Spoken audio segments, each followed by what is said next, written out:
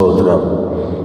ஒரு ஸ்தோத்திர லீதியால் என்கிறதான ஒரு பவுலுடைய ஊழியத்திலே சந்திக்கப்பட்ட ஒரு ஸ்தோத்திர நபரை குறித்து நாம் சில காரியங்களை நாம் படிக்க போகிறோம், பார்க்க போகிறோம்.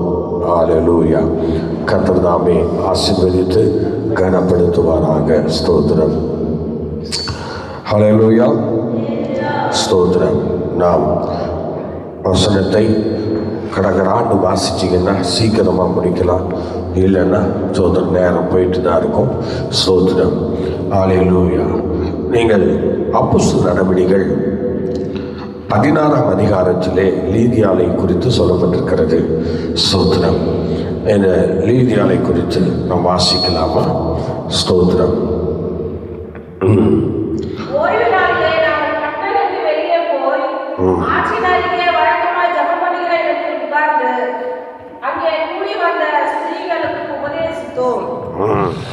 அப்பொழுது தியத்திரா ஊராளும் ரத்தாம்பரம் இருக்கிறவளும் தேவனை வணங்குகிறவளுமாகிய லீதியாள் என்னும் பேருள்ள ஒரு ஸ்திரீ கேட்டுக்கொண்டிருந்தாள்.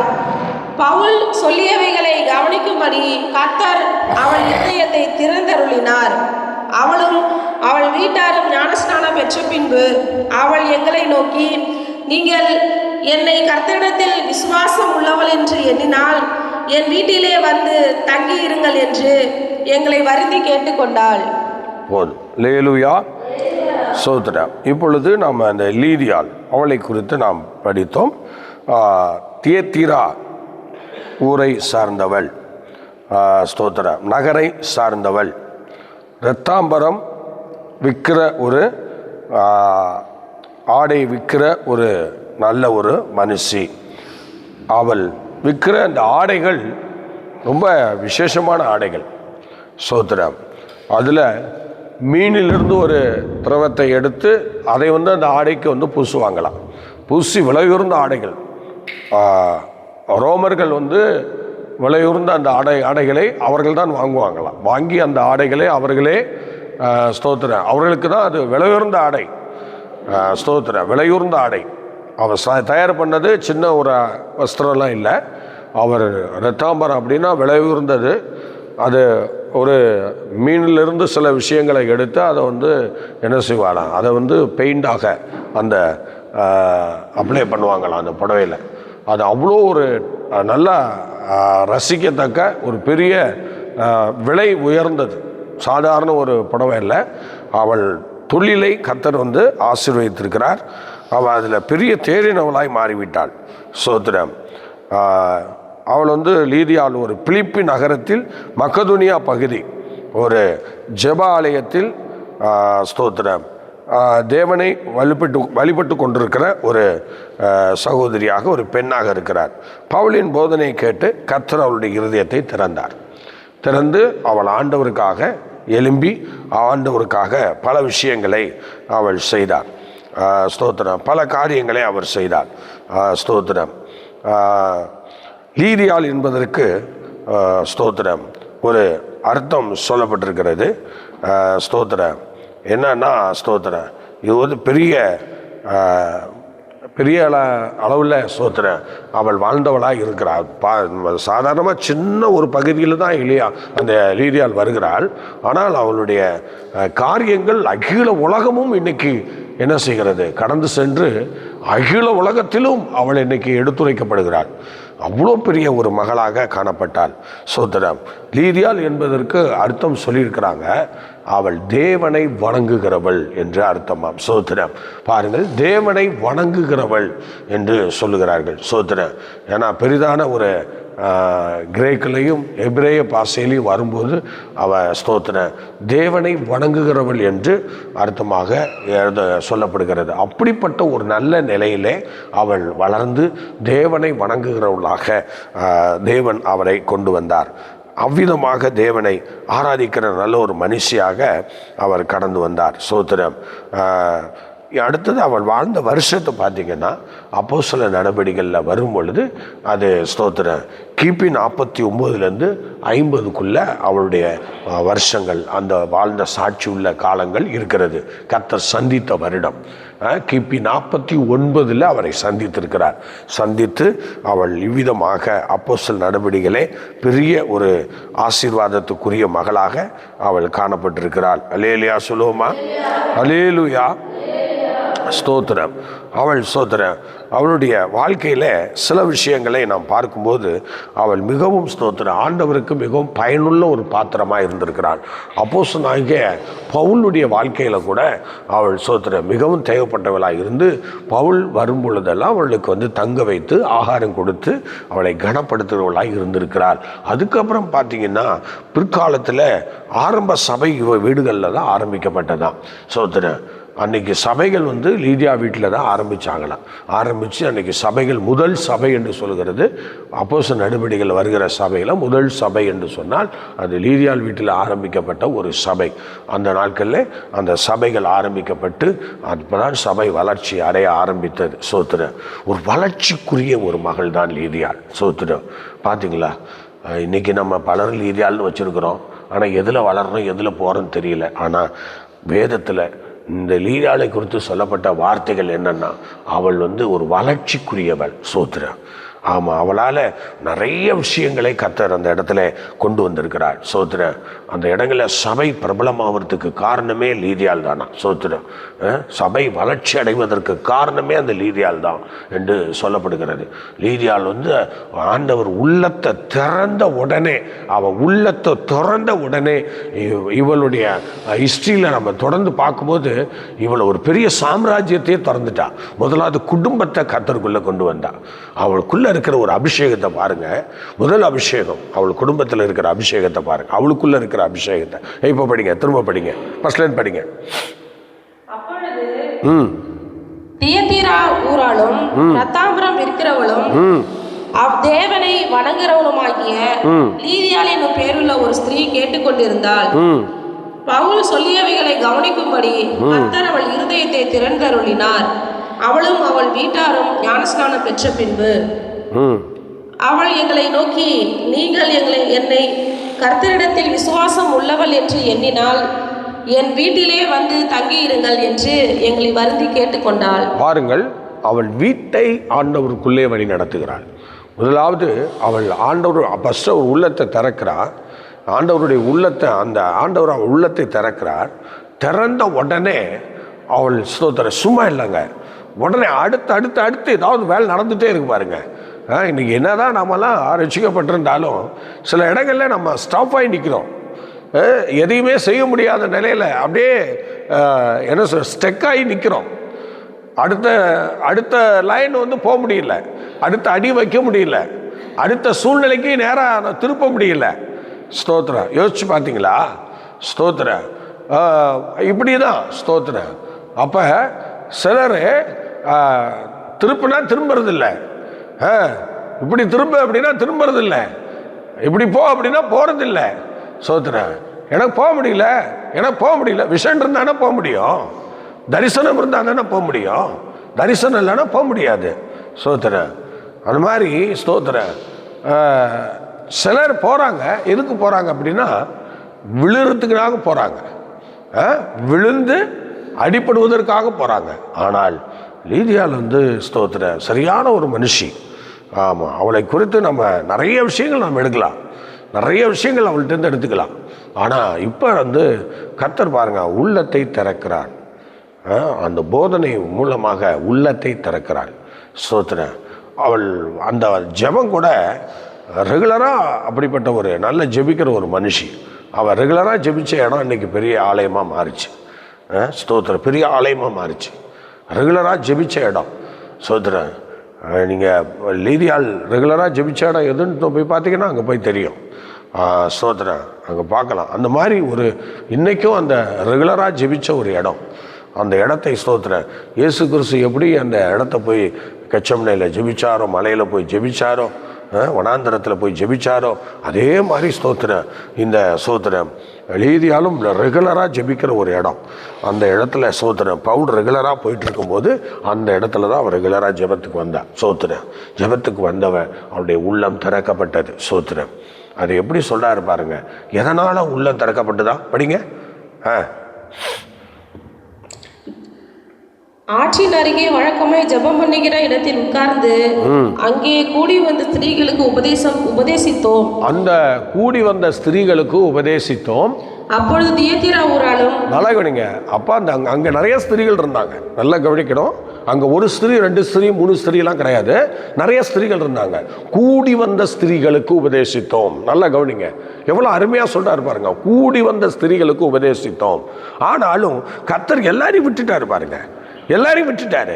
இவன் ஒருத்திய மாத்திரம் கர்த்தர் தூக்கி எடுக்கிறான்னா அப்ப பாத்துங்க அந்த அளவுக்கு அவனுக்குள்ள என்ன இருந்திருக்கும், என்ன வாஞ்சி இருந்திருக்கும், என்ன கிருபை இருந்திருக்கும், என்ன வல்லமை இருந்திருக்கும், என்னென்ன ஆசீர்வாதங்கள் இருந்திருக்கும். நல்லா யோசிச்சு பாருங்க. ஸ்தோத்திரம். கூடி வந்த ஸ்திரீகளுக்கு உபதேசித்தோம். ஆனா படிங்க. அப்பொழுது தியத்தீரா ஊராலும் ரத்தாம்பரம் விற்கிறவர்களும் தேவனை வணங்குறவர்களுமாகிய லீதியாள் என்னும் ஒரு பேருள்ள ஸ்திரீ கேட்டுக்கொண்டிருந்தாள். பவுல் சொல்லியவைகளை கவனிக்கும்படி. பாத்தீங்களா, அவ தான் கேட்கிறான். அப்ப இவ்வளவு கூட்டம் வந்திருக்க, யாரும் கேட்கலையா? கேட்கிறவங்கள தானே சொல்ல முடியும். நல்லா கவனிங்க, பெரிய கூட்டம் வந்திருக்கு. ஆனா அந்த கூட்டத்தில் யார் பேசுறா அப்படின்னா பவுல் பேசுறாரு. ஆனா இப்ப அந்த கூட்டத்தில் யாரா அந்த வசனத்தை கவனிக்கிறான்னா, இவ்வளவு பேர் உட்காந்துருக்கோமே எல்லாரும் கவனிக்கிறோம்னு நினைப்பா? எல்லாரும் கவனிக்க மாட்டோம். ஏதோ ஒரு சிலர் உள்ளலாம் செதறி போயிருக்கும். நேரம் செதறி போய் ஒன்று அங்கே பேருக்கும், இங்கே பேருக்கும், இப்படி பேருக்கும், இப்படி பேருக்கும், இந்த பாருங்க ஒன்று தலையை கீழே போட்டுருச்சு. அப்படிதான் பார்த்தீங்களா? இதே மாதிரி தான் அப்படி போயிடும். ஆனா கேட்கறது ஒருத்தி தான். சோத்திரம் கேட்கறது ஒருத்தி தான். அந்த ஒரு லீதியால் தான் அவை கேட்டுக்கொண்டிருந்தாள். கேட்கும்படி அவ என்ன செய்தாரா? எப்படி சொல்றாரு பாருங்க. பவுல் பேசிய வார்த்தைகளை கவனிக்கும்படி கர்த்தர் அவளுடைய இருதயத்தை திறந்தார். யார் இருதயத்தை திறக்கணுமோ அவங்க இருதயத்தை திறப்பார். சோத்ரா. ஆமா, இருதயம் திறக்கப்படணும். ஆண்டுடைய வார்த்தையை நம்ம கேட்கறதுக்கு நம்முடைய இருதயம் திறக்கப்படணும். எல்லாம் பூட்டப்பட்ட இருதயம், எல்லாத்தையும் நம்ம ஏற்கனவே நிறைச்சி வச்சிருக்கிறோம்.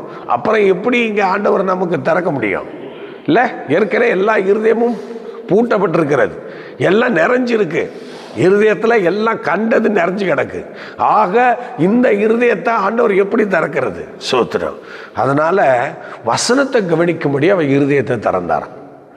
முதலாவது ஆண்டவர் ஒரு இதயத்தை திறக்கணும்னா முதலாவது தேவ வார்த்தையை நீ கவனிக்கணும், தேவ வசனத்தை நீ கவனிக்கணும். தேவ வார்த்தையை நீ கவனிச்சாதான் உன் வாழ்க்கை உருப்பிடும். சோத்திரம். நீ வசனத்தை கவனிக்காம எந்த ஒரு மனுஷனும் சரித்திரத்தில் இடம்பெற்றதாக எதுவுமே கிடையாது. சோத்திரம். ஆண்டவர் லீதியாளுடைய உள்ளத்தை தொட்டதுனால, அவள் உள்ளத்தை திறந்ததுனால அவள் இப்போது வசனத்தை கவனிக்க ஆரம்பித்தாள். சோத்திரம். அவள் கவனிக்க ஆரம்பித்தாள், வசனத்தை கவனித்தாள். பார்த்தீங்களா? வசனத்தை கவனித்தாள். வசனத்தை கவனிக்கும் போது அங்கே பல விஷயங்கள் அவளுக்குள்ளே நடைபெறுகிறது. அவளுடைய சந்ததிக்குள்ள மாற்றங்கள் ஏற்படுகிறது, அவள் குடும்பங்களுக்குள்ள மாற்றம் ஏற்படுகிறது, அவளுடைய ஃபியூச்சரில் ஒரு மாற்றம் ஏற்படுகிறது. நல்லா யோசிச்சு பாருங்க. கவனிக்கிற அனுபவம் எந்த வாழ்க்கையில் இருக்கோ அந்த ஆத்மாவை கர்த்தர் உயர்த்துகிறார். கவனிக்கிற அனுபவம் சில இடங்களில் கவனிக்கிற மாதிரி நடிக்கிறது.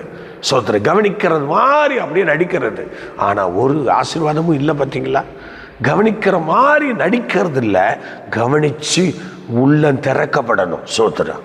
நம்முடைய உள்ளம் திறக்கப்படணும், நம்முடைய இருதயம் திறக்கப்படணும். சோத்திரம். அல்லேலூயா, அல்லேலூயா. அந்த உள்ளம் திறக்கப்படாத வரைக்கும் எதையுமே நம்ம கவனிக்க முடியாது, எதுவும் நமக்கும் தென்படாது, எதுவும் நமக்கு வந்து சேராது. பாருங்க, அவர் உள்ளம் திறக்கப்படுறத படிங்க. உள்ளம் திறக்கப்படுது. கர்த்தர் அவள் இருதயத்தை திறந்தருளினார். அவர் இருதயத்தை திறந்தருளினார். பாத்தீங்களா? அவருடைய இருதயத்தை திறந்தருளினார், இருதயத்தை திறந்தருளினார். அடுத்தது, அவளும் அவள் வீட்டாரும் ஞானஸ்நானம் பெற்ற பின்பு. இப்ப பாத்தீங்களா? தேவனுடைய கற்பனைகளை கட்டளைகளை நிறைவேற்றுவதற்கு ஆண்டவர் அவள் இருதயத்தை திறந்தருளினார். சோத்திரம். அவளும் அவள் வீட்டாரும் ஆண்டவரை வணங்குறவர்களாக மாறி அவர்கள் ஞான ஸ்நானம் பெற்றார்கள். நல்லா யோசிச்சு பாருங்க, எவ்வளோ பெரிய கிருபை, எவ்வளோ பெரிய ஆசீர்வாதம். உள்ளத்தை எதுக்கு திறக்கிறாரு? இப்போ சொல்லுங்கள், உள்ளம் திறந்தா என்ன நடக்குங்கிறத நல்லா கவனிக்கணும். உள்ளம் திறந்தா கற்பனையை கை கொள்ளணும், ஆண்டவருடைய வார்த்தையை கை கொள்ளணும். சோத்திரம். பார்த்தீங்களா? சோத்திரம். உள்ள எதுக்கு திறக்கணும்? அதுக்கு தான் திறக்குது. சோத்திரம். இப்போ பரிசெயரோ நியாயசாஸ்திரிகளுமோ வென்றால், நல்லா கவனிங்க, பரிசெயர்களும் நியாயசாஸ்திரிகளுமோ வென்றால் அவனால் ஞானஸ்நானம் பெறாமல் தனக்கு கேடு உண்டாக தேவனுடைய ஆலோசனையை தள்ளிவிட்டார்கள். அவங்க இருதயத்தை திறக்கலை. சொல்லுங்க, அவங்க இருதயத்தை திறக்கலை. அல்லேலூயா, அல்லேலூயா, ஸ்தோத்திரம். அவங்க இருதயத்தை திறக்கலை. அதனால் அவங்க இருதயத்தை முதலாவது திறக்கணும். ஸ்தோத்திரம். இருதயத்தை முதலாவது திறக்கணும். நல்லா கவனிங்க. இருதயத்தை திறந்த பிறகு ஸ்தோத்திரம், அவர்கள் ஆண்டவருக்காக தன்னை முழுசா ஒப்பு கொடுக்குறாங்க, தன்னை முழுவதுமாக ஒப்பு கொடுக்கிறார்கள். நல்லா கவனிக்கணும். இருதயம் திறக்கப்பட்ட பிறகுதான் அவள் தன்னை முழுசா கர்த்தருக்கு ஒப்பு கொடுத்து அவருடைய பிள்ளைகளாக மாற்றப்படுகிறார்கள். அல்லேலூயா. சத்தமா சொல்லுங்களேன், சத்தமா சொல்லுங்களேன். ஆண் வழக்கம் போல ஸ்திரீகள் வந்திருந்தாலும், வழக்கம் போல அவ்வளோ பெண்கள் வந்திருந்தாலும், ஒருத்தியினுடைய இருதயத்தை தான் கர்த்தர் திறக்கிறார். அல்லேலூயா சொல்லுங்களேன். ஆமாம், எல்லாம் ஸ்தோத்திரம். ஒரு அலட்சியம், சில பேருக்கு சில அலட்சியம். அதனால அந்த ஒருத்திக்கு அந்த இருதயத்தை அன்னைக்கு அவர் திறக்கிறார் பாருங்க. அந்த இருதயத்தை திறந்ததும் அந்த இருதயத்திலிருந்து வெளிப்பட்டது தான் என்னது? ஆண்டுடைய கற்பனைகளை கை கொள்ள வேண்டும் என்று. ஸ்தோத்திரம். ஏன்னா அநேகருக்கு அவங்களுக்கு கேடு உண்டாக தேவனுடைய ஆலோசனையை தள்ளிவிட்டு எல்லாரும் போயிட்டாங்க. அவனாலே ஞானஸ்நானம் பெறாமல் தேவனுடைய ஆலோசனையை தள்ளிவிட்டார்கள் என்று இருக்கு. ஆனால் கேடுண்டாக தேவனுடைய ஆலோசனையை தள்ளிவிட்டார்கள். ஆனால் இவங்களோ ஆலோசனையை தள்ளிவிடலை. பவுல் சொன்ன காரியத்தை புரிஞ்சிக்காம இல்லை, பவுல் சொன்னதை புரிந்து கொண்டு பவுல் சொன்னதை எடுத்துக்கொண்டு அவர்கள் செய்தது என்ன தெரியுமா? தன்னை அர்ப்பணித்தார்கள். அவள் தன்னை அர்ப்பணித்தது மாத்திரமல்ல, தன்னுடைய குடும்பத்தையும் அர்ப்பணிக்க உதவி செய்தாள். தன்னுடைய குடும்பத்தை கர்த்தரிடத்திலே வழி நடத்தினாள். தன்னுடைய குடும்பத்தில் ஒருத்தரையும் அவள் இழக்கவில்லை. தன்னுடைய குடும்பத்தில் இருக்கிற யாரையும் அவள் இழக்காம எல்லாரையும் ஆண்டவருடைய கையில் கொண்டு வந்து ஒப்படைச்சிட்டா. இவதான் உள்ளம் திறக்கப்பட்டவன். சோத்திரம். பார்த்தீங்களா? இருதயம் திறக்கப்பட்டவன் யார் தெரியுமா? அவன் குடும்பம் முழுவதையும் கடவுளுடைய சமூகத்தில் கொண்டாந்து ஒப்படைச்சு ஞானஸ்நானம் பெற்று அவனை அப்படியே கர்த்தருக்குள்ள கொடுக்குறா. பார்த்தீங்களா? அவ தான். சோத்திரம். நம்ம டைட்டஸே ஒரு பாட்டு பாடியிருக்காருல்ல, நம்ம பாடுவோம்ல அடிக்கடி.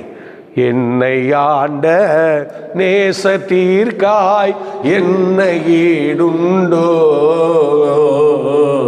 என்னை ஆண்ட நேசத்தீர்க்காய் என்னை ஈடுண்டோ,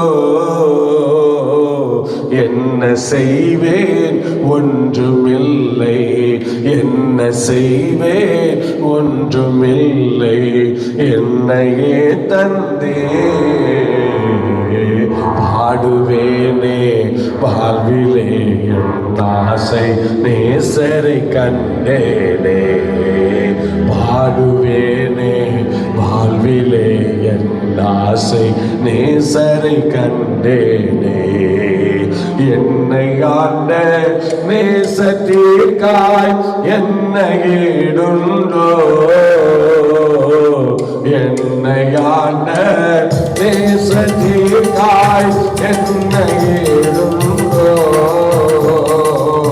என்ன செய்வேன் ஒன்றுமில்லை, என்ன செய்வேன் ஒன்றுமில்லை, என்னையே தந்தே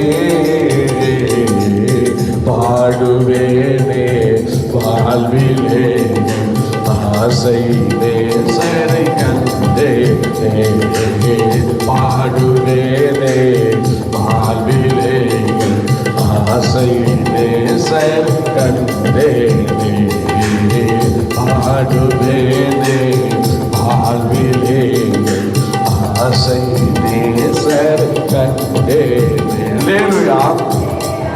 அவ உள்ளம் திறந்த உடனே அவ செய்த முதல் காரியம், அவ உள்ளத்திலிருந்து வந்த ஒரு எழுப்புதல் என்ன, அவ உள்ளத்திலிருந்து வந்த ஆசீர்வாதம் என்ன, தன் குடும்பத்தை காக்க வேண்டும், தன் குடும்பத்தை கர்த்தருக்குள்ள ஆதாயப்படுத்த வேண்டும், தன் குடும்பத்தை கர்த்தருக்கு முன்பாக நிற்க பண்ணணும். தன் குடும்பம் ஆண்டவருக்குள்ள வந்தா பிழைச்சுக்குவாங்க, என் பிள்ளைகள் கர்த்தருக்குள்ள வந்தா பிழைச்சுக்குவாங்க, என் மனைவி கர்த்தருக்குள்ள வந்தா பிழைச்சுக்குவா, என் புருஷன் கர்த்தருக்குள்ள வந்தா பிழைச்சுக்குவா. இந்த எண்ணம் எல்லாருக்கும் இருக்கணும். ஆனா ஸ்தோத்திர, ஒரு நாள்ல எங்க ஸ்தோத்திர அம்மா, என்னுடைய அம்மா, என்னை பெற்ற தாய், அவங்களுக்கு அந்த எண்ணம் இருந்துச்சு பாருங்க. அவங்களுக்கு 3 பொம்பளை பிள்ளைகள் கல்யாணம் ஆகி போகணும்னா எண்ணம் இல்லை.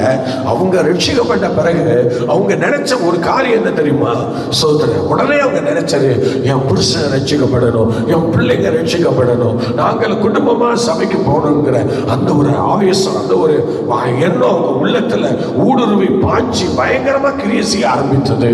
அப்ப உடனே அவர்கள் சொன்னார்கள், ஆண்டவரே, என் பையன் ஒரு ரவுடி மாதிரி இருக்கிறான், அவனை அடக்க முடியல, அவனை எதுவும் செய்ய முடியல, நீங்க தான் அவனை சந்திக்கணும். எனக்கு 3 பிள்ளைகளுடைய மேரேஜஸ் முக்கியம் இல்லை, இவன் சரியானா என் குடும்பம் நல்லா இருக்கும்னு சொல்லி அவங்க நம்பினாங்க. அதனால உள்ளத்தை திறந்த ஆண்டவர் உடனே அந்த திறந்த உள்ளம் என்னை நோக்கி அம்பு விட்டாங்க. அந்த அம்பு எனக்குள்ள பாய்ந்தது. இப்ப என்னை அவருடைய திறக்கப்பட்ட உள்ளத்துல இழுத்து கொண்டு போய் அங்க அவருடைய கஸ்டடியில போட்டு அவர்களை அழைத்து கொண்டு போய் தேவனுடைய ஆலயத்தில் உட்கார வைக்கும்படி ஆண்டவர் கிருபை செய்தார்.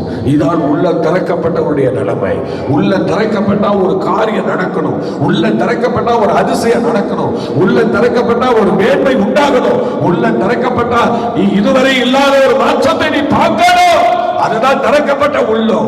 அது என்னுடைய தாயாருடைய வாழ்க்கையில 3 பிள்ளைகளை கட்டி கொடுக்கணும், 3 பிள்ளைகளை பேரம் பற்றி பார்க்கணும், அப்படியெல்லாம் எங்க அம்மா நினைக்கல. நான் நினைச்ச ஒரே ஒரு காரியம், இவனை ஆண்டவர் தொடணும், இவனுடைய ரவணிசத்தை தொடணும், இவனுடைய அறியாமையை தொடணும், இவன் பாவத்திலிருந்து விடுவிக்கப்படணும், இவன் கீழ்ப்படியாமல் விடுவிக்கப்படணும், இவன் வீடு தங்காதவன், இவன் ஆண்டவர் சந்திக்கணும், இவன் தான் இந்த 3 பிள்ளையை திருமணம் செய்து கொடுக்கணும், இவன் தான் இந்த குடும்பத்தை நடத்தணும் என்று சொல்லி கொண்டு வந்து ஸ்தோத்திரம் தேவ சமூகத்தில் போடணும்னு சொல்லி அவர்களுடைய திறக்கப்பட்ட உள்ளத்துல எனக்கு ஒரு இடத்தை வைத்து ஜெபிக்க ஆரம்பிச்சாங்க. ஆண்டவர் அந்த ஜெபத்தை கேட்டாரு, ஆண்டவர் அந்த ஜெபத்துக்கு பதில் கொடுத்தாரு. எங்கோ இருந்தனா, ஓடி திரிஞ்சனா, அன்னைக்கு ஆண்டவரால் பிடிக்கப்பட்டு வியாதிப்பட்டு மரண அவஸ்தைப்பட்டு நேர தாயுடைய பாதத்தில் வந்து விழ கர்த்தர் உதவி செய்தார், வந்து விழ உதவி செய்தார். அதுக்கப்புறம் அவர்கள் நேர மருத்துவமனைக்கு கொண்டு போகாம நேர தேவனுடைய ஆலயத்தில் கொண்டு போய் எண்ணெய் ஜெபம் பண்ணி ஆண்டவர் அந்த எண்ணெயை போடும்போது ஒரு வாரத்திலே அந்த பருக்கெல்லாம் காய்ந்து போனது, அந்த காயங்கள்லாம் காய்ந்து போனது. அதுக்கப்புறம் கர்த்தர் என்னை விடுதலை செய்தார். அப்பா எனக்கே ஆச்சரியமானது. நான் இன்னும் பிழைக்கவே மாட்டேன்ல நினைச்சேன். எவ்வளவுதான் இனிமே ட்ரெஸ் எல்லாம் போட முடியாது, இனிமே பேண்ட் போட முடியாது, இனிமே ட்ரெஸ் எல்லாம் போட முடியாது, நான் செத்துருவேன்னு நினைச்சேன். ஆனா எங்க அம்மா திறக்கப்பட்ட உள்ளத்துல எனக்கு ஒரு இடத்தை வாங்கி கொடுத்துட்டாங்க. ஒரு அல்லேலூயா சொல்லலாமா? ஒரு அல்லேலூயா சொல்லலாமா?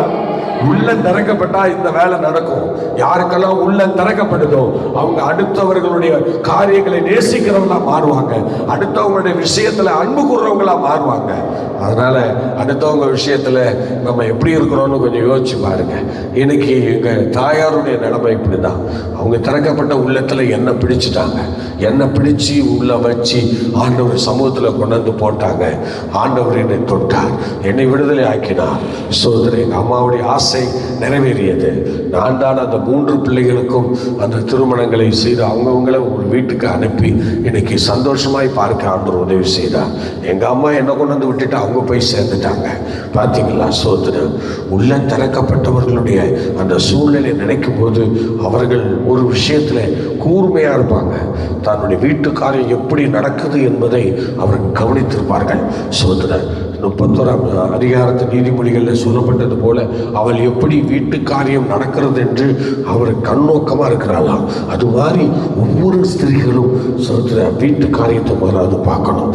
கர்த்தருடைய சமூகத்தில் திறக்கப்பட்ட உள்ளம் இருக்கிற அத்தனை பேரும் யாருக்கெல்லாம் உள்ள திறக்கப்பட்டதோ, யாருக்கெல்லாம் உள்ள திறக்கப்பட்டு ஆண்டவர்களை இருக்கிறாங்களோ அவங்க முதலாவது பார்க்க வேண்டியது தன் குடும்பம். தன் குடும்பத்தை ஒருநிலைப்படுத்தி கர்த்தருக்குள்ள கொண்டு வந்து எல்லாரும் அப்படியும் ரட்சிக்கப்பட வச்சு அவங்களெல்லாம் கர்த்தருக்குள்ள கொண்டு போறதா திறக்கப்பட்ட இருதயம். ஸ்தோத்திரம். இன்னும் திறக்கப்படலைன்னு அர்த்தம். இன்னும் பேலன்ஸ் இருக்குல்ல, நிறைய பேலன்ஸ் எல்லாம் இருக்கும். நம்ம குடும்பங்கள்ல யாரும் வராம இருப்பாங்க, எல்லாம் வெளியில இருப்பாங்க, அங்க எங்கெல்லாம் இருப்பாங்க, பாவத்தில் இருப்பாங்க, சாபத்தில் இருப்பாங்க, பிசாசு பிடிக்கப்பட்டிருப்பாங்க, இப்படி ஸ்தோத்திர கீழ்ப்படியாம போயிருப்பாங்க, பின்மாற்றத்தில் இருப்பாங்க. இதெல்லாம் என்ன, நம்ம உள்ள இன்னும் சரியா திறக்கப்படலைன்னு அர்த்தம். சோதரி எதையாவது நினைச்சிட்டு போயிடாதீங்க. உள்ள திறக்கப்படலை, அதுதான் மெயின். சோதரி உன் உள்ள திறந்ததுன்னா கர்த்தர் எல்லாத்தையும் உன் உள்ளத்துல கொண்டாந்து வச்சிருவாரு. எல்லாத்தையும் உனக்கு முன்பாக கொண்டு வந்து நிறுத்திடுவார். சோதரி நம்ம டைட்டஸியா உள்ள திறக்கப்பட்டதுனால தான் அவ குடும்பத்துள்ள எல்லாரையும் கர்த்தருக்குள்ள கொண்டு வந்து விட்டார். எல்லாத்தையும் ஆண்டவருக்குள்ள கொண்டு வந்து விட்டார். ஒருத்தர் கூட அவிசுவாசியா இல்லை, ஒருத்தர் கூட தண்ணி போடலை, ஒருத்தர் கூட பீடி சிகரெட்டு குடிக்கல, ஒருத்தர் கூட உலகத்துல இல்லை, எல்லாரையும் கர்த்தருக்குள்ள கொண்டு வந்துட்டார். அதுதான் அவர் சொன்னாரு, என்னை ஆண்ட நேசத்திற்காய் என்னை ஈடுண்டோ, ஒன்றுமில்லை, என்னையே நான் தருகிறேன். அதான் திறக்கப்பட்ட உள்ளம். திறக்கப்பட்ட உள்ளம், உள்ளம் திறக்கப்படணும். ஸ்தோத்திரம். ஹல்லேலூயா. உள்ள திறக்கப்படணும், திறக்கப்படணும். உள்ள திறக்கப்படாத வரைக்கும் எந்த ஆசீர்வாதமும் நமக்கு கிடையாது. ஸ்தோத்திரம். உள்ள திறந்தா முதலாவது நம்முடைய ஃபேமிலிஸ் தான் வந்து நிற்பாங்க. உள்ள திறந்துச்சுன்னா முதலாவது நம்முடைய குடும்பம் வந்து நிற்பாங்க. அப்புறம் பாருங்க, படிங்க பார்க்கலாம். ஞானஸ்நானம் பெற்றார்கள்.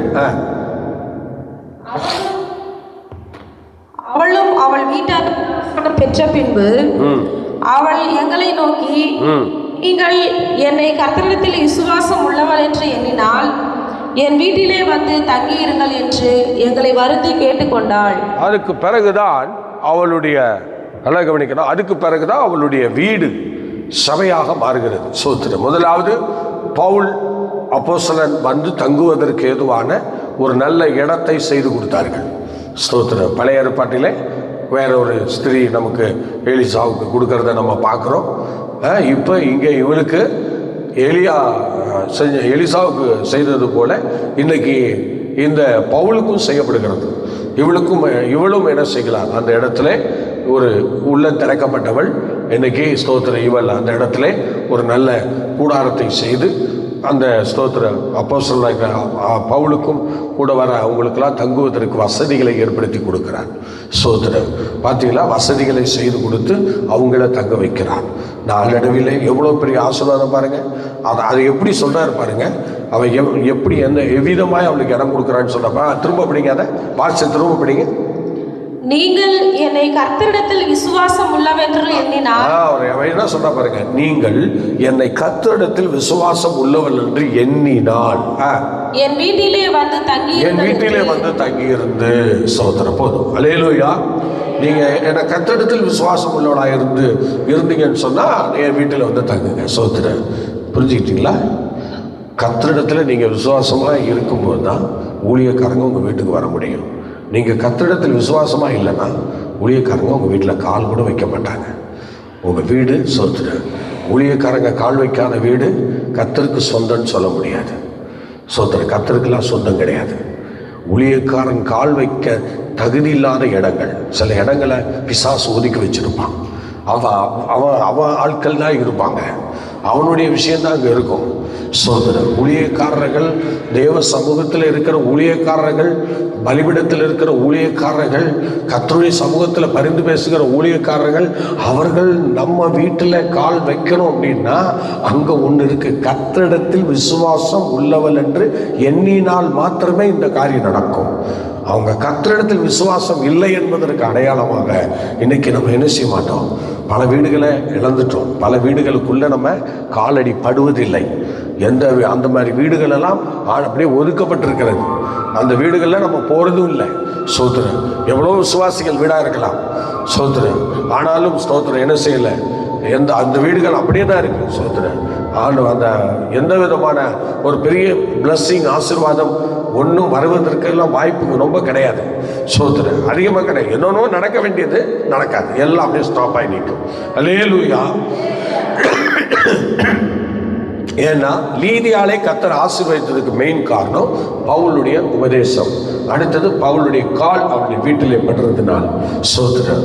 பார்த்தீங்களா, பவுலுடைய கால் அவங்க வீட்டிலே படுறதுனால் சோத்திரம். அவர்கள் கால் வைத்து அப்படி ஜெபித்து அந்த இடத்துல ஆண்டுடைய மகிமையை வெளிப்படுத்துகிற ஒரு இடத்தினால தான் இன்னைக்கு லீதியால் இந்த அளவுக்கு ஆசீர்வதிக்கப்பட்டார், இந்த அளவுக்கு மேன்மைப்படுத்தப்பட்டார். அடுத்து படிங்க. நாங்கள் ஜெபம் பண்ணுகிற இடத்துக்கு போகையில் குறி சொல்ல ஏவுகிற ஆவியை கொண்டிருந்த குறி சொல்லுகிறதினால் எஜமானுக்கு மிகுந்த ஆதாயத்தை உண்டாக்கின ஒரு பெண் எங்களுக்கு எதிர்பட்டாள். பாருங்கள், இது இப்பதான் ஆண்டுடைய வேலை ஆரம்பிக்கப்படுகிறது. லீதியாளுடைய வாழ்க்கையில இப்போ வேலை ஆரம்பிக்கப்படுகிறது, ஊழியம் ஆரம்பிக்கப்படுகிறது. இப்போ கனெக்ஷன் அங்கே சரியாயிடுச்சு. எப்படி உள்ளத்தை திறந்துட்டாரு, குடும்பம்லாம் ஆண்டவருக்குள்ள வந்துருச்சு. இப்போ ஸ்தோத்திரம். பவுலும் அவங்க வீட்டில் கால் வச்சு ஜெபம் பண்ணிட்டாரு, தங்கிவிட்டாரு. இப்போ எல்லாம் உங்க ஒழுங்காயிடுச்சு. ஒருவருடைய வழிகள் கர்த்தருக்கு பிரியமாக இருந்தால் அவருடைய சத்துருக்கள் அவரோட சமாதானம் ஆவார்கள்ங்கிற வார்த்தையின்படி இப்போ எல்லாம் சரியாயிடுச்சு. எல்லாம் சரியாகி இப்போதான் ஊழியத்தில் கால் வைக்க போறாங்க, ஊழியத்தில் கை வைக்க போறாங்க, ஊழியத்தில் துவக்க போறாங்க. இப்போ துவக்கிறாங்க. இப்போ இடையில யார் வரான்னு பாருங்க. அப்படி இவங்க வரும்போது எதிர்பட்டு யார் வரா? குறி சொல்லுகிறவள் வரா. படி. அவள் பவுலையும் எங்களையும் பின்தொடர்ந்து வந்து, இந்த மனுஷர் உன்னதமான தேவனுடைய ஊழியக்காரர். இப்ப பாருங்க, இதை செய்கிறவர்கள் எப்படிப்பட்டவங்க? உள்ளம் திறக்கப்பட்டவங்க. லீதியால் உள்ளம் திறக்கப்பட்டு அவங்க உள்ள வீட்டார் அனைவரும் ஆண்டவருக்குள்ள இப்போ இவங்க போய் ஒரு லீதியால் வீட்டில் தங்கி நல்லா ஜெபம் பண்ணி எல்லாரையும் நல்ல அபிஷேகத்தோடு வழி நடத்தி இப்போ இவங்க வெளியில் வராங்க. வெளியில் வரும்போது அவங்களுக்கு எதிர்பட்டு வர்றது யாரு? ஒரு சூனியக்காரி சொல்றா பாருங்க. என்ன சொல்றா பாருங்க, படிங்க. இந்த மனுஷன் உன்னதமான தேவனுடைய ஊழியக்காரர். இந்த மனுஷன் உன்னதமானுடைய ஊழியக்காரர், ரட்சிப்பின் வழியை நமக்கு அறிவிக்கிறவர் என்று சத்தமிட்டாள். ரட்சிப்பின் வழியை நமக்கு அறிவிக்கிறவர் என்று சத்தமிட்டாள். இப்படி அநேக நாள் செய்து கொண்டு வந்தாள். இப்படி அநேக நாள் சொல்லிட்டே இருந்தாளா? ஒரு நாள் 2 நாள் இல்லை. இவங்க எப்பெல்லாம் வழியில போறாங்களோ அப்பெல்லாம் இவ இப்படியே சத்தம் போட்டு சொல்லிட்டே இருந்தாளா? பவுல் சினங்கொண்டு திரும்பி பார்த்து, ஒரு நாள் பவுலுக்கு ரொம்ப கஷ்டம் வந்துருச்சு.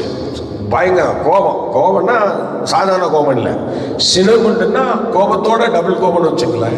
அந்த மாதிரி ஒரு கோபம் அவளுக்கு வந்துருச்சு. சினங்கொண்டு திரும்பி பார்த்து நீ இவளை விட்டு புறப்படும்படி இயேசு கிறிஸ்துவின் நாமத்தினாலே உனக்கு கட்டளையிடுகிறேன் என்று சொன்ன உடனே அந்த ஆவியுடனே சொன்னார். அந்த ஆவியுடனே அவர் சொன்னார் பவுலு.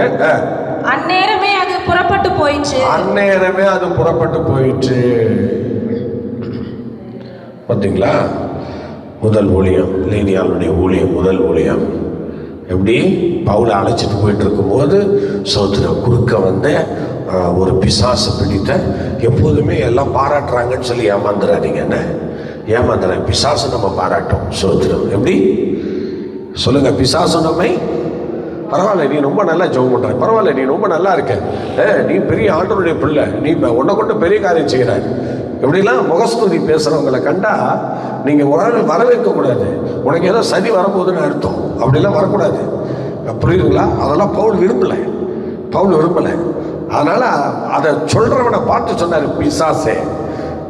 அந்த ஆவியை விரட்டினார் பாருங்க. விரட்டிட்டாரா? அந்த ஆவி அவளை விட்டு வெளியே போச்சா? ஸ்தோத்திரம். இப்படிதான் முகஸ்தூதி பேசுகிறவங்கள பக்கத்திலே வைக்கக்கூடாது. ஸ்தோத்திரம். ஹல்லேலூயா. ஆமாம், அந்த மாதிரி முகஸ்துதி பேசுகிறவங்களால நமக்கு கேடுதானே தவிர ஆசீர்வாதம் கிடையாது. சோத்திரம். அதனால் சோத்திரம் பொத்தான் தூக்கி போடுறவங்களையும் நம்ப முடியாது. ஒன்றும் அப்படி தான். ஏன்னா சிலர் பகைச்சா ஃபுல்லாக பகைப்பாங்க, இல்லைன்னா சோத்திரம் கொஞ்சம் கொஞ்சமாக வச்சேன் தீப்பன்னு போட்டு எடுப்பாங்க. அந்த மாதிரி சில விஷயமும் இருக்குது. அதனால் இப்படியும் செய்வாங்க, அப்படியும் செய்வாங்க. ஒன்று ஸ்தோத்திரம் நல்ல நமக்கு நேரே கண்ணாப்புனான்னு பேசுகிறவங்க இருப்பாங்க, அப்புறம் மறைமுகமாக பேசுகிறவங்க இருப்பாங்க, அப்புறம் ஸ்தோத்திரம் இப்படி இவளை போல் புகழ்ச்சியாக நம்ம மேலே உயர்த்துறவங்களும் இருப்பாங்க. உயர தூக்கி அப்படியே பொத்துன்னு போட்டுருந்தான். அந்த மாதிரி சில சூழ்நிலைலாம் இருக்குது. அதனால் தேவ பிள்ளைகள், இந்த லீதியாளுடைய வாழ்க்கையில் இவள் பயங்கரமான ஒரு நல்ல மனுஷி, கர்த்தருடைய பிள்ளை. ஆமாம், இவளை குறித்து ஒரு பெரிய ஸ்தோத்திரம் புஸ்தகமே போடலாம். அவ்வளோ விஷயங்கள் இருக்கிறது. இவளால் நிறைய விஷயங்கள் அந்த காலத்தில் நடந்தது. ஸ்தோத்திரம். சிலவற்றை இதில் எழுதியிருக்கிறாங்க. இன்னும் சிலவற்றையெல்லாம் பார்க்கும்போது இன்னும் நிறைய விஷயங்கள் இருக்கிறது. ஆகவே இப்போ ஸ்தோத்திரம் உள்ளம் திறக்கப்பட்டதுனால குடும்பத்தை ஆதாயப்படுத்தி அங்கே பவுலெல்லாம் தங்க வச்சு அங்கே ஒரு சபையை நியமிக்கிறான். கடைசி காலத்தில் நல்ல வீட்டு சபை அங்கே ஆரம்பிக்கப்பட்டு அதுதான் சபை. எருசலேமில் சபை உருவாவதற்கு முன்னதாக அவர்கள் வீடுகளில் தான் ஃபஸ்ட்டு சபை உருவானது. சபைகள் அங்கே தான் உருவானது. உருவாகி அதுக்கு பிறகுதான் பல எருசலேம் தேவாலயம் உருவாக நாம் பார்க்கிறோம். ஸ்தோத்திரம். சபைகள் உருவாக பார்க்கிறோம். அங்கங்கே சபைகள் கட்டப்பட்டது. அப்போ சில காலங்களிலே ஆண்டவருடைய அபிஷேகத்துக்கு பிறகு ஸ்தோத்திரம் வீடுகளில் நடந்த ஒரு பெரிய கூட்டம் லீதியாள் வீட்டில் ஸ்தோத்திரம் ஒரு நல்ல கூடுகையை ஆண்டவர் இங்கே ஏற்படுத்தினார். ஸ்தோத்திரம். அவள் முதலாவது பவுலுடைய ஊழியத்திலே ரட்சிக்கப்படுகிறாள். ஸ்தோத்திரம். அதே பவுலுக்கு அந்த ரட்சிக்கப்பட வைத்த அந்த பவுலுக்கு தங்குமிடம் கொடுக்கிறாள், ஆகாரம் கொடுக்கிறாள், அவங்க ஊழியத்திலே உதவி செய்கிறாள், அவங்களோடு இணைந்து செயல்பட ஆரம்பித்தாள். கர்த்தர் பாருங்க, பல பேய்களை ஒன்றை கர்த்தர் உதவி செய்தார். இன்னும் லீதியாளுடைய வாழ்க்கையில் பல விஷயங்கள் நடந்திருக்கிறது. ஆனாலும் கர்த்தருடைய பிள்ளையை மெயினாக இன்னைக்கு கர்த்தர் ஒரு இருதயத்தை திறந்தா முதலாவது அவங்க குடும்பம் ரட்சிக்கப்படணும். நம்பர் 1, குடும்பம் ரட்சிக்கப்படணும். அடுத்தது பரிசுத்தவான்களுக்கும் அவங்களுக்கும் நல்ல ஐக்கியம் இருக்கணும். ஸ்தோத்திரம். மூன்றாவது அதுக்கப்புறம் தான் ஊழியம். அதுக்கப்புறம் தான் ஊழியம் பண்ணணும். ஊழியம் என்று சொல்லுகிறது எந்த ஐக்கியம் இல்லாமல் பரிசுத்தவான்களோட ஐக்கியம் இல்லாத யாரும் ஊழியம் பண்ணக்கூடாது. பேய் விட மாட்டான், சாத்தான் விட மாட்டான். ஏன்னா ஊழியம் என்று சொல்லுகிறது சாதாரண விஷயம் இல்லை. பேயை துரத்துகிறது, ஒருத்தனுக்குள்ள அடங்கி இருக்கிற பாவத்தை துரத்துகிறது, சாபத்தை வெளியாக்குகிறது. அது ஒரு ரூபம் கொண்டு தொந்தரவு செய்யக்கூடிய ஒரு சூழ்நிலை இருக்கிறது. அதனால ஒருத்தர் ரட்சிக்கப்பட்டாங்கன்னா, ஒருத்தங்க விடுவிக்கப்பட்டாங்கன்னா அந்த ஆவி அப்படியே போய் அது என்ன செய்யுமா, அப்படியே அலைமோதி கொண்டு இருக்கும், சுற்றி கொண்டு இருக்குமா. ஸ்தோத்திரம். பார்த்தீங்களா, அது அப்படியே இருக்காது, அது பாட்டு சுற்றிக்கிட்டு இருக்கோம், திரும்ப ஒரு இடம் தேடிட்டு இருக்குமா. நல்லா யோசிக்கணும். அப்போ அந்த மாதிரி சூழ்நிலை இருக்கிறதுனால தான் நம்ம கர்த்தருக்குள்ளே ஸ்திரமாக இருக்கணும், பலமாக இருக்கணும், ஆண்டவருக்கு மகிமையாக இருக்கணும். அப்போ தான் அந்த ஆவிகள் ஒன்று திரும்ப அட்டாக் பண்ணாது. போன ஆவிகளை திரும்ப கொண்டு வரக்கூடாது. ஸ்தோத்திரம்.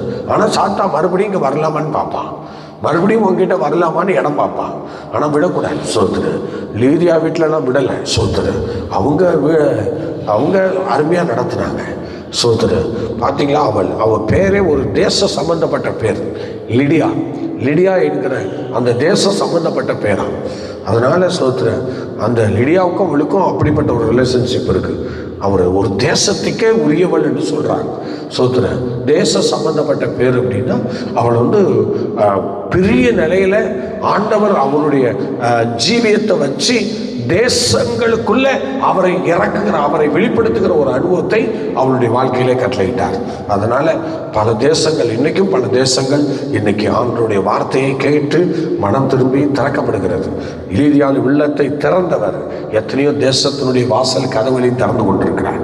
இவள் போகிற எல்லா இடத்துலையும் இந்த அற்புதம் நடக்கிறது. இந்த வேதம் உபதேசிக்கப்படுகிற எல்லா இடத்துலையும் இந்த அற்புதம் நடக்கிறது. எங்கெல்லாம் இவள் உள்ள திறந்தார் சொல்றோமோ அன்னைக்கெல்லாம் பல உள்ளங்கள் திறக்கப்படுகிறது, பல உள்ளங்கள் திறக்கப்படுகிறது. ஆனால் நம்ம லைஃப்பில் எப்படி இருக்கிறோன்னு கொஞ்சம் யோசிப்போமா? அப்படி எல்லாரும் தலைவணங்குவோமா? அப்பாட்ட சொல்லுவோமா? அந்த லீதியாளின் உள்ளத்தை திறந்து அந்த குடும்பம் முழுவதையும் ஆதாயப்படுத்த செய்தவர், ஊழியக்காரரை கனப்படுத்த செய்தவர், அற்புத அடையாளங்களை செய்து ஊழியம் செய்ய வைத்தவர். இன்னைக்கு கர்த்தர் அந்த லீதியாள் வாழ்க்கையில் பல நன்மைகளை செய்திருந்தாலும் குறிப்பிட்ட நன்மைகளை நாம் இப்பொழுது ஸ்தோத்திரம் தியானிக்க கிருபை கொடுத்தார். எல்லாரும் கரங்களை வைத்தோமா? ஆண்டவரே, லீதியாளின் உள்ளத்தை திறந்த தெய்வம், ஆண்டவரை இன்னும் ஏதோ சில விஷயங்களை என்னுடைய உள்ளம் பூட்டப்பட்டதாக நான் பார்க்கிறேன். ஆண்டவர் என்னுடைய உள்ளத்தையும் திறப்பீராக, முழுமையாக திறந்து என்னுடைய குடும்பத்தை நான் ஆதாயப்படுத்தவும், என் குடும்பம் முழுவதும் கர்த்தருக்கு முன்பாக நிற்கவும் ஆண்டவர் எனக்கு உதவி செய்வீராக. தடைகள் யாவையும் நீக்கப்படுங்கப்பா, அதிசயங்களை காண பண்ணுங்க. தேவனுடைய கரம் கூட இருந்து சிறப்பாய் வழிநடத்த ஜெபிக்கிறோம். சத்துருடைய எல்லா ஆளுகைக்கும் அவனுடைய எல்லா கிரியைகளுக்கும் கர்த்தர் விலக்கி காப்பீராக. வசனத்தை கேட்ட எல்லாரையும் ஆசீர்வதியும். நாங்கள் ஒவ்வொருவரும் ஆண்டவர் உள்ள திறக்கப்பட்டவர்களாய் நடந்து கொள்ள எங்களுக்கு கிருபையில தந்து நடத்தும். அதிசயங்களை காணப்படும். எல்லா மகிமையும் நடத்தி உங்களுக்கே தருகிறோம். மீன்பெரிய சுமூல தாழ்மொழி கேட்கிறோம். ஜெபங்களும் நல்ல பிதாவே. ஆமென். Okay, God bless you. கர்த்தர் உங்களை ஆசீர்வதிப்பார். மீண்டும் நாளை காலை 8 மணிக்கு சந்திப்பு கர்த்தர் நடத்துவாராக. God bless you. சோதரம் சோதரம் சோதரம் சோதரம்.